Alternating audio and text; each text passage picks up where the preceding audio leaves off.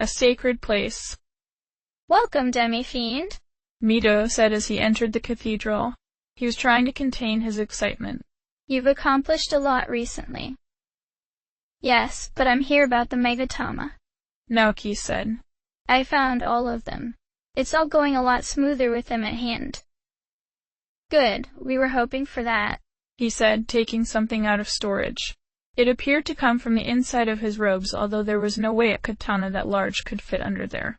We would like for you to return this sword to its owner, Masakado Taira. The destruction of the world came so suddenly that it blinded everyone in the world save for the two who conspired to carry it out. Thus, this may not accomplish much now, but you should listen to your city's guardian about what has gone on. Masakado, he said to himself, accepting the katana. Even with the situation he was in, this was nearly unbelievable. He'd always enjoyed tales of that hero in school, and now he had a chance to meet him.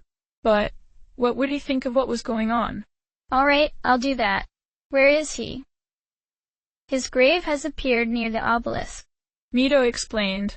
On a cliff overlooking it. You should have no difficulties reaching it, but expect to be challenged for the right to speak with him. That's fine, Naoki said. Thank you. I'll head right out for that. Good, but could I ask you for a small favor? Mito asked. On my behalf. You see, I've been keeping tabs on what you and Hikawa have been doing, as part of my studies into demonology and fusion. So I've noticed that you recently had a contract with 4 seraphs, Michael, Uriel, Raphael, and Gabriel. Yes, but they were taken forcibly from me, he said. That didn't dampen the minister's enthusiasm at all. That's unfortunate, but since you have done that, you have a unique opportunity that I've not seen come about in this manner. I know we were talking about how to acquire a contract with Anubis for you, but this could be far greater than that.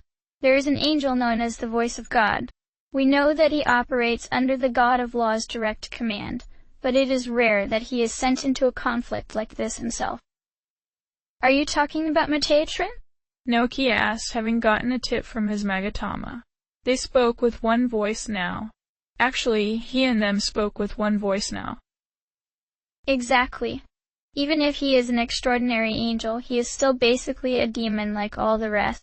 Therefore, it is entirely possible to fuse Metatron and claim a contract with him. At least his shade. In this case, it may actually be impossible to make a contract with Metatron himself, but it would take an extraordinary summoner to call upon one of his shades, one like yourself.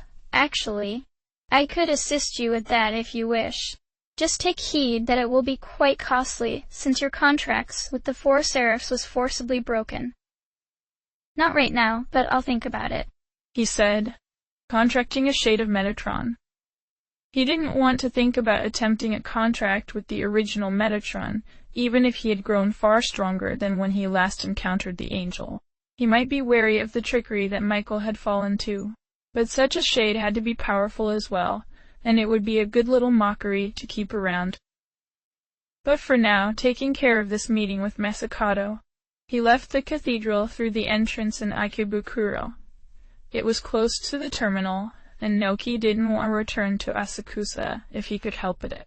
There wasn't a main terminal in the obelisk, but he knew there was one near it. He transported his group there to an abandoned Nihilo building that must have connected to the ones in Ginza. The grave should be somewhere out here on a cliff overlooking the obelisk. Then, looking around, there was only one place matching that description. A few other cliffs and rises could be seen, but this one was next to the remnants of this town, with its edges right at the basin. The obelisk sat anew. Traveling around the base brought them to a slope that could be climbed to the top of it. While a number of demons out here watched them, only the angels dared to fight them.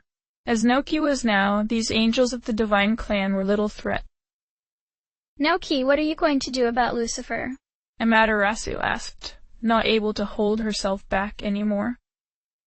Trumpeter had left them at some point, probably not seeing a reason to continue following directly after them. I haven't fully decided that, Naoki said. There's a lot of things to consider, but I have some options that I didn't have before. I've been thinking it all over. I don't think you can bring that one guy's reason to Kagutsuchi. Wukong said. If that heaven stone is proof that the girl's reason of Yasuga was validated, he had nothing like that. I know, Naoki said. Futomimi would have been able to force it if he got to Kagutsuchi in person, but he had no god as far as I know, and barely got his reason named. Even then we had to discuss it to get it to be reasonable. If I tried, it wouldn't come out the same, plus the lack of even a false god might not work out. The future I saw involving Iradia, weak as she is, and with an unnamed reason, was pretty bad. The remaining 2 reasons seem sucky too, from what I've seen, Wukong said. I agree on that, Amaterasu said. I wouldn't want to see Shijima or Musabi become successful. But then Lucifer means to have you fight Kagutsuchi, right? This world is in a stage between death and birth. If you kill the one with the power of creation, what's going to happen to your world? I have another choice, Naoki said, not wanting to argue that point right now. It was true, Lucifer would have him destroy his world entirely. But if it got rid of the real problem here in the Amala universe, the being that allowed his world to die and get dragged here in the first place, it could be. Was it worth it? What's that? She asked, hopeful for something. If I really push for it, I could simply restore the world to like it was before conception, he explained. But not entirely. My world was very mundane, without demons or angels. If I restore it now, that will change. You demons and all will be able to slip into the world and change its character. Of course, that will bring the angels there, which will trigger a war between sides. It will keep the terminals as well, which will keep it connected to Amala and hang the possibility of conception happening again over our head. That's not so bad, Wukong said. You humans adapt well to changes around you. Naoki shook his head. Perhaps, but I liked it how it was. I would miss having demons around. Still, we had enough problems being without them. There's also the fact that... How did he say this? Especially without making Amaterasu upset. The connection I have to Lucifer would not be severed entirely by restoring the world. Angels could use that to find me. Actually, you guys could probably find me because of that, even if we didn't have contracts between us. In order to not trigger a cosmic war because of my presence, I'd have to wipe my heart clean of all relationships I have. But that's horrible, Amaterasu said. You'd lose so many of your emotions doing that. If that's what it takes to keep the world safe enough that we can adapt to demons being normal, he said. I know I'd do it. Aradia said that I'd lose everything I loved back at the obelisk. And that's true, I realize. Now it's a matter of what good I can do and what I'm willing to sacrifice for it. You didn't even have a choice in becoming a demi-fiend, she said, thinking it over. Why should you be the one to sacrifice something so dear to you? Hey, at least he's trying to make the best of it that he can, Wukong said. He's made himself powerful enough to make his own choices at this point, rather than just going along with things. Demi, as long as you stick by your decisions and don't regret them, I'm sure you'll turn out just fine, whatever the cost. Thanks, Wukong, he said. Amaterasu wasn't entirely satisfied with this, but given who they were visiting, she still had hope for him. Naoki was trying to figure out how to handle this meeting himself. Would Masakato even listen to someone like himself, or did he have his own agenda in this? At the top of the cliff, the monument that served as Masakato's grave had survived. There were a few flowers left, dried up and being left out in the sands. It seemed like even demons respected this place, as it was even quieter up here. As Naoki approached with the sheathed katana in hand, the weapon let off a bright glow, and transported them to a whole different space. It was like the fiend's battlefield, but overtaken by a large stone temple standing on 4 pillars.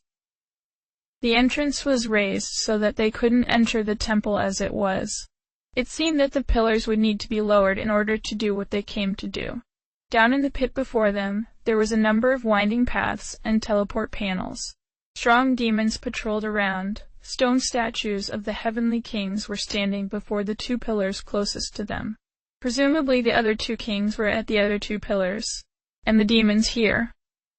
A shaggy baron walked back and forth on a path just below. Another shaded Aviatorus perched on a small pillar, keeping an eye on him. These were sacred beasts or beings. There didn't seem to be any angels among them. This is like the Kalpas, but it's a sacred place. Naoki thought aloud. That's the kind of respect Masakado earned even though he began life as a human. Amaterasu said, happy with pride. Yeah, but too bad you can't fly anymore. Wukong said, hovering around to Naoki's other side. If you could, this would be a cakewalk. Well, we don't want things too easy now, he said, smiling at the idea. He laughed at that. Right. Lead the way then. The road to Kagutsuchi wasn't even up, but people and factions were dropping like flies. Hikawa didn't have to do anything to help that along. Snapping his fingers, he came up with the word he wanted. It's unfulfilling, that's what it is, he told Samael as they passed through the long halls. People tried to stop conception when it was too late. That made it enjoyable to win. At this point, I could win simply for being the sole remaining reason bearer, when I've not been able to do anything since losing control of the nightmare system. You set yourself up so there was little chance you could fail, Samael said. He nodded. True, that did work as intended, but this is why I don't like strategy games once I've mastered them. All the excitement is in the setup, and then finishing it off becomes a bore. You've not won yet, even if the path seems clear. Yes, but now it's just avoiding Demi-Fiend as long as possible. Humph. If I'm going to be playing cat and mouse, I'd rather not be the mouse like this. There is that fool with Musabai, he could be fun to toy with. Maybe if he got the road up and distracted Demi-Fiend with Noah, that could fix this lacking. Then it'd feel like he fully earned the win. While he was thinking and walking, Samael floated ahead to listen to something. Then he slowed in front of him. Hikawa listened carefully. He paused and did as asked. There was a mechanical sound moving around in another hall, quick and potentially loud. Almost sounds like a jet engine. What is that? I'm not sure, but it comes fast, Samael said, moving to defend him. In seconds, there was a demon that somehow was a hybrid between man and jet plane hovering just feet from them. From the dark presence that accompanied the strange being, it was a fiend. Halt, you. Anti-Messiah. It kicked its feet at nothing. Excuse me? Hikawa asked, raising an eyebrow. You're the antithesis of all that is good in either chaos or law, the fiend declared. You're the stone that causes ripples of conspiracies with every step you take, warping the world into a wreck that crumbles and rusts out in the wild fields of creation, so that rats infest the body and ruin even more until there's nothing left to restore even by the most unnaturally or naturally talented of mechanics out there. And everybody hates rats, so I told everybody else to scoot on out of here. You are all Lulu in the world, anti-Messiah, ha. At the mention of conspiracies, Hikawa automatically shut out the fiend's ramblings. Conspiracies were useful tools, but the believers weren't worth wasting breath on most of the time. Fine by me, he said. You're gonna lose, the fiend sang, then dashed off again. Sickly-looking smoke got left behind, growing into a venomous fog. That was strange, Samael said, his tail twitching. Should we be cautious? I don't think so, Hikawa said. Unless that fiend gets in our way, it seems too childish to accomplish anything of worth. We can deal with the exhaust if it turns out venomous. But as they continued on, something became clear. All demons aside from Samael and the strange fiend had indeed abandoned the Diet Building. Now that the 4 heavenly kings were defeated, the pillars began lowering into the ground, kicking up dust as they did. Naoki wound his way back up the ramps and teleporters to get to the upper paths again, heading to the sole entrance to the temple. The interior held many wall scrolls and rolled-up scrolls. A glance at a few showed they talked about history, tactics of war, and philosophy. In the center of the room there was a man in regal clothes. He could have been an ancient emperor. Hello, Masakado, Amaterasu said with a smile, going over to sit near him. He nodded to her greeting. Hello, Amaterasu. Then he looked over at her. Why do you look like a man this time? She laughed. I have some silly spirits in my lineage. But I'm just along for the ride now. My summoner's the one who wanted to meet you. Hello, Lord Masakato, Naoki said, feeling it appropriate. He offered the katana as well. I was told to return this to you. He nodded and accepted it. Thank you. Although there's little I can do about Tokyo's situation at this time. There's really only one human left in this world, the one who led to the world's destruction in the first place. The others were transformed like yourself, or are controlled by gods not of this land. As I am, my power is derived from the people of Tokyo. I see, he said. So then, why have you come out of your way to meet with me? Masakato asked, testing him. In truth, it was because of hints from his failed predecessors that Masakato had something to offer him, something that could be vital. But he felt like that wasn't going to be the right thing to say. Naoki shrugged. Just because, I guess. I did need some time to consider things, and your guardians out there did make for a good fight. Then you came out here for sport? Masakato chuckled at that. I don't sense cruelty in your use of power. That's good. Have you been able to make a decision? I'm still looking into a few things, he said. You can go ahead and tell him about what's going on, Demi, Amaterasu said. It'll be fine. Do you mind? Naoki asked. He shook his head. Go ahead. What's troubling you? In explaining his situation, Naoki could figure out a few things himself. Restoring the world was a tempting option, but the things he'd have to sacrifice for it, from the personal to the world-affecting, could do more harm than good. He had parted peacefully with his family. It might not be so bad to let that be the last contact with them, when the alternative was returning to them, thinking that they were strangers. Not only that, but Lucifer would simply take the Magatama back and move on to another world to find his demi-fiend. It already irked him to think someone else would have them. Plus, whoever that was going to have an even worse time than him given what he'd done to the Seraphs. But some of that didn't feel entirely right to say to Masakato. It definitely turned the old hero against him. I've already lost some options that I like, and whatever I do, I'm going to lose something. In the same way, the world I return to will not be the one I left. I don't think any option I have left is ideal in any manner. It will end up that your choice will decide the fate of the world, Masakato said. Yeah, he said. He was the unofficial judge of reasons. I myself would prefer the world be restored, but it does place heavy burdens on you, he said. I can sense that you're already considered a cursed person. Then someone else entered the area, the ghostly presence of Aleph. Masakato, we can't simply think of Tokyo's future in this situation. Surprised at his arrival, Masakato addressed him with great respect. Ah, Aleph, you've escaped. Aleph nodded. It's due to his intervention that I did, as escape was beyond me alone. He's working with me now. Is that so? Masakato looked back to Naoki with a different level of respect. But what do you mean by we can't think of Tokyo's future? If we simply consider this Tokyo's fate, restoration is marginally the better choice, Aleph said. But it will be dragged headlong into the conflict of law and chaos, if it is restored. However, we must consider that we are currently within the Amala universe. This is a place that gives an easy excuse to kill entire worlds. It is true that we would need to accept the sacrifice of this Tokyo and this world, both of which are already dead. But in doing so, we can end Kagutsuchi's games and stop countless other worlds from going through needless deaths and rebirths. Right? It's become a matter of choosing what's good for this world, or what's good for all worlds, Naoki said. I know I'm bound to end up cursed one way or another, if I'm not already. And I'll have to sacrifice something personal as well. But then I know I can adapt to what changes must be made. I've already managed to adapt to being what I'm currently.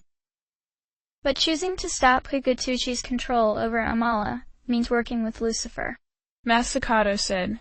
He cannot be trusted in the least. Naoki had to bite his lip to keep from saying something reflexively to that. Fortunately, Aleph was quick to respond. Yes, Lucifer is not trustworthy. Except, there is a way for Naoki here to change that. We're working together now, since he needs guidance, and I need someone who can do things within the physical realms.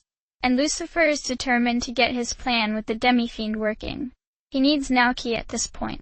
With that and other facts, I have a plan that, if it works, will give us the means to better keep the deeper corruptions of the universe in check. In other words, we can't trust Lucifer now, but it is possible that we can change Lucifer and make him someone we can trust. Naoki is key to that if he is willing to make the sacrifices necessary and take the greater risk of this not working as planned. How are you going to do that? Masakato asked. Aleph shook his head. I'm sorry, but due to the nature of what must be done, it is something I will only share with Naoki when he is certain of his decision. Masakato, please trust us. It may not seem like it, but he is one like myself. I can tell that. Masakato said. Naoki, it seems your actions have consequences beyond yourself. You have power beyond what humans can normally attain. Power that could easily corrupt you. Do you swear that you will keep the well-being of others in mind, not matter which path you choose? Yes, I swear that, he said. Good, then here. He reached into his pocket and pulled out something familiar, a white bug with long pincers. Another Magatama? As I said before, there is little I can do with Tokyo in this state. But I can grant you a portion of my power as you are willing to use it for the sake of others. His power? Even with all that Naoki had been through, this was mystifying. Thank you. It's a great honor. He took the Magatama. There was a sense to it that was like his own, but it didn't cause the maddening need to acquire it. It even tapped at his hand harmlessly, not trying to connect in any manner it can. He swallowed it to see what would happen. At first, nothing did. Masakato replied to him, It is the last I can do for you. Once you leave this place, my connection to this world will fade until the moment of creation or destruction. Whatever happens to you, I hope that you can retain your humanity. They parted shortly after that, Aleph going back to his studies. In coming out of the temple, Naoki checked again and saw what the new Magatama, Masakato's, had done for him. It had gone through all of the other powers he had and made a large amount of the passives into permanent abilities. With that, he did not have to keep Iomonte in the fore to nullify sleep enchantments. He would always nullify sleep enchantments. That went for other ailments and instant death from Hama and Mudo, and elemental magics, and physical skills. In fact, if he shifted Masakato's to the fore instead, he got an immense boost in his native powers, and about the only thing that could touch him was almighty attacks. Naoki put his hands to his face. What? This is only a portion of his power. Is it a lot? Wukong asked. I'm more invincible than you, for one thing, he said. He made a face at that. What? No way. Nobody matches Wukong, much less surpasses me. I do. You'd better accept it, Naoki said jokingly. Oh yeah. Let me see about that. Wukong then thrust his arm towards Naoki's stomach. He blocked, feeling some of the power behind it, but not getting hurt at all. After taking or avoiding several more attacks from his follower, Naoki then punched back, knowing that he could not hurt Wukong either. But he should notice the power behind it. Nearby, Amaterasu kept out of the way and laughed at them tussling like this. How's that? Naoki asked. Well, you have gotten way better just with that bug, he said, impressed. Then you've really got nothing to worry about now, boss. You just do whatever you feel is right. But then, I've been thinking myself about what to do. The heavenly kings here are beefy, you know. The pinnacle of fighting men. Right, they were good sports on top of that, he said. Wukong nodded. So I was thinking maybe I ought to stay around here to continue my training. You helped me well beyond what I could have accomplished alone, like any great summoner should be able to do for a demon. But I need to strike out on my own eventually, and prove I can keep this. And one day I'm gonna track down the original Wukong, and show him just what a shade can accomplish. You think I could beat him? Sure, why not? Naoki said. The original would be more powerful, but there were ways around that kind of disparity. He grinned at that. I will, and then I'll come track you down to tell you the tale of it. So, you mind if we split ways here? No, if that's what you want, you go on and work to beat your original, he said, offering a handshake. I release you from our contract, Wukong. It's been a pleasure to work with you. He accepted the handshake eagerly. I release you from our contract, Demi-Fiend. Same to you. Just don't you ever forget me. I won't forget you. I certainly won't forget, he said, waving to him and jumped back down into the pit to find the Heavenly Kings. Naoki then looked over at Amaterasu. It seems like it's down to you and me now, since the fiends don't like sticking around. She smiled at him. Yes, but we'll be just fine. Naoki. Odd, she'd not used his human name ever. He raised an eyebrow at that. Yes? I know a lot's happened to you recently, but I hope you're able to think through calmly what would be best for everyone, not just yourself, she said. Was she still dissatisfied with things? At this point, there might not be a best solution for everyone, he said. People have already lost, even when they didn't deserve it. Maybe I can make for a situation where better solutions can be found in. That might be, she said, worried. Sorry, Demi, it must be a tough decision. It's tough enough trying to figure out how to support you through this. And it was tough knowing how he should respond to her, even with his Megatama being one with him now. He smiled, though, and patted her arm. Hey, I'm just glad you're still with me.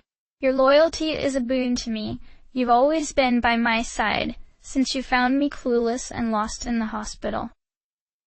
Of course, I'm not about to abandon you anytime soon, she said, seeming happier. Then where to now? The labyrinth, he said. It's about time I finish off what Kalpus I can. Ah, she said, although that proved she still had her doubts. End of chapter.